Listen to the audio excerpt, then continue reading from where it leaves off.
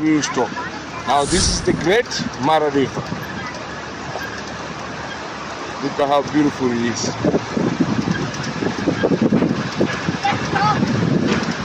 We stop.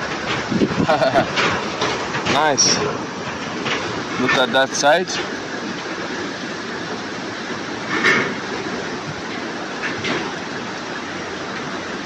Lovely and beautiful.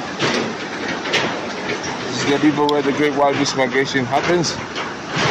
But the animals at the Sand River Mara Gate, they will be here crossing this river in 2 or 3 months' time. Then we'll be able to get the crossing. Crocodile is here, down here.